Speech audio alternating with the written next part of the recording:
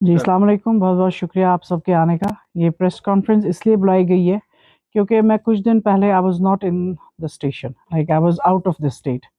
तो बाहर मैंने देखा यहाँ वहाँ जो पॉलिसीज़ है, एजुकेशन पॉलिसी है, यहाँ वो ज़ीरो लेवल पे है। मैंने देखा बच्चों को वहाँ 8th के बाद स्पेशली फॉर गर्ल्स, वहाँ 8th के बाद उनको बाइसिकल्स मिल रहे फ्रॉम द गवर्नमेंट, जो हमारे यहाँ नहीं है। 13 स्टेट्स आउट इंडिया में 13 स्टेट्स को मिल रहा है एंड एक Jammu Kashmir again neglected and again यहाँ कोई पॉलिसी नहीं चलती है। या वहाँ बच्चों को एजुकेशन फ्री है, जो हमारे बच्चों को नहीं है।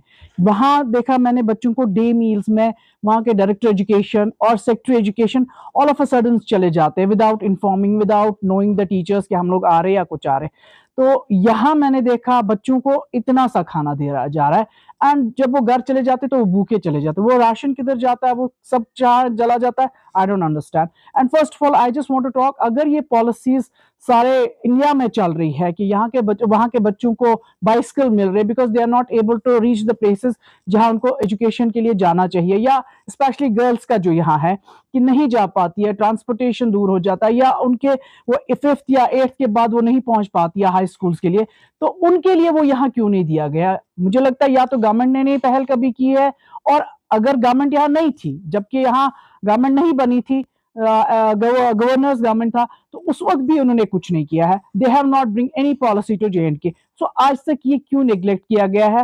And this should be, I think, मुझे लगता है अगर सकीना ये तुझे ये सुन रही है तो उनको इस पे काम करना चाहिए and she should really work on it कि नहीं, अगर बाहर स्टेट्स को दे रहे तो यहाँ तो मुझे लगता है ज्यादा जरूरत है। हमारी एजुकेशन जो बच्चे पीछे होते जा रहे, this is one of the reasons कि यहाँ नहीं उनको वो फैसिलिटीज मिल रही है, या वो सब चीजें जो बच्चों को मिलनी चाहिए।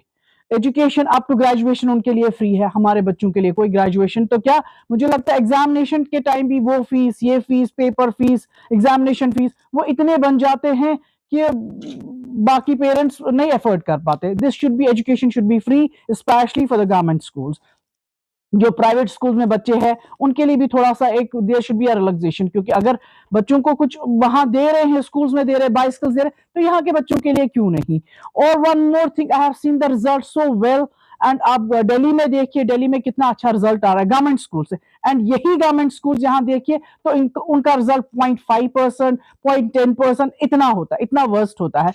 अगर प्राइवेट स्कूल्स के बच्चे इतना अच्छा कर पा रहे तो गवर्नमेंट स्कूल्स की टीचर्स क्यों नहीं उनको पढ़ा पा रही? इवन दो अगर देखें तो वो सारे एग्जाम्स क्वालिफाई करती हैं, वो हर एक जगह जाती हैं और हर एक अटेंड करती है, ट्रेनिंग्स जाती हैं, एंड फिर भी हमारे गवर्नमेंट स्कूल्स का रिजल्ट एकदम लो है। एंड वहां बच्चों को, हम यहाँ देखिए प्राइवेट स्कूल्स की टीचर्स पेरेंट्स को कॉल करती है कि आपका पेरेंट्स बच्चा आपका बच्चा स्कूल नहीं आया है, एंड वही हमारे गवर्नमेंट स्कूल्स की एक टीचर नहीं होगी जिसने इन्फॉर्म किया होगा अपने बच्चों को या पेरेंट्स को कि आप स्कूल क्यों नहीं भेज रहे बच्चे को, या बच्चे को नहीं बोला आपका बच्चा क्यों नहीं स्कूल आ रहा है। So this should be there and there should be a serious action against this कि बच्चे क्यों इतना लो ग्रेड्स पे जा रहे हैं। एंड आई थिंक, क्योंकि अगर हम बच्चे की पढ़ाई का देखें तो दिस इज द फ्यूचर, जब हमारी उनकी बेस ही नहीं बन रही है, क्योंकि हर एक नहीं अफोर्ड कर सकता private schools. So we, I think Sakina ji को ये पॉलिसीज लानी चाहिए। एंड ये नहीं है कि खाली जो मिनिस्टर आज बन गए, जो सेक्रेटरीज है, डायरेक्टर्स है, दे नो कि जब बाहर आउट ऑफ JNK जाते हैं उनको पता है पॉलिसीज चल रही है, तो why not here, they should aware the minister कि हमारे बाहर जो स्टेट्स है उनमें ये हो रहा है, तो यहाँ भी ये हम लोग स्टार्ट करें। I think they should start it and they should really take a serious action कि नहीं भी गवर्नमेंट स्कूल्स का आज के बाद बहुत अच्छा रिजल्ट आना चाहिए इन कंपेयर टू, देखिए private schools, parents heavy fees भर रहे हैं एंड वो ले रहे, बट हमारे गवर्नमेंट स्कूल के बच्चे they are not able to get that result. Thank you. और एक चीज है, मैंने देखा कि हम लोग हॉस्पिटल्स में देख रहे हैं, मैं रिसेंटली अभी एक हॉस्पिटल में गई, out of India, out of JNK था वो, तो वहां एक पेशेंट के साथ एक अटेंडेंट था, एंड यहां हम देख रहे हैं एक पेशेंट के साथ 10 अटेंडर, और इन्फेक्शन रेट इतनी हाई हो रही है हॉस्पिटल्स में, बेड्स नहीं अवेलेबल है, परेशान है पेशेंट्स कि हमारे पास बेड्स नहीं है।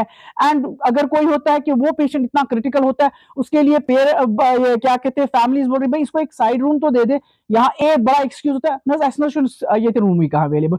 वही रूम्स हम मिनिस्ट्री लेवल को देखेंगे कि उनको अलग से रूम दिए, यहाँ इक्वलाइजेशन होनी चाहिए। जब हम देख रहे हैं कि भाई यहाँ VIP सिस्टम खत्म हो रहा है, तो यहाँ कश्मीर में ही एक VIP सिस्टम क्यों हो रहा है? And medical should be free, there is a medical insurance. Recently मैंने यहाँ ही देखा था, कश्मीर में ही DC साहब ने बोला था कि सीनियर सिटीजन के लिए पॉलिसीज है तो क्या वो हर एक के पास पहुंचा? क्या उसकी अवेयरनेस आई है? नहीं, मुझे लगता है हार्डली 10% और 15% लोगों के पास ये अवेयरनेस आई है। एंड इसके लिए उनको प्लीज काम करना चाहिए, क्योंकि हर एक नहीं एफर्ट कर सकता ये सब चीजें, इंजेक्शंस, क्योंकि एक सीनियर सिटीजन है, उनके पास दवाइयां नहीं पहुंचती है, या हॉस्पिटल्स में आप देखिए लाइंस लगी है, ना कोई लिहाज ना कुछ है। और doctors, I have recently seen the doctors were fighting with the patients, with the attenders, कि हम लोगों को फ्री नहीं है। एंड आई थिंक ये दवाइयां फ्री होनी चाहिए, जो हर एक स्टेट में है, कि किसी लेवल तक आपको मेडिसिन फ्री देनी है। और कश्मीर में है, यह लेखित प्रिस्क्रिप्शन गसस दवा रख निबर करें, गसस करना टेस्ट। मैंने और एक टेस्ट देखा यहाँ कश्मीर में, I don't want to take a name of that hospital, and a very well known hospital, जहां सुपर स्पेशलिस्ट डॉक्टर्स बैठे, एंड वो दिखा रहे पेशेंट का when he is having the B positive blood group, and test अंदर sorry hospital के अंदर दिखा रहे कि उन्होंने जी ओ पॉजिटिव पेशेंट का ब्लड ग्रुप दिखाया।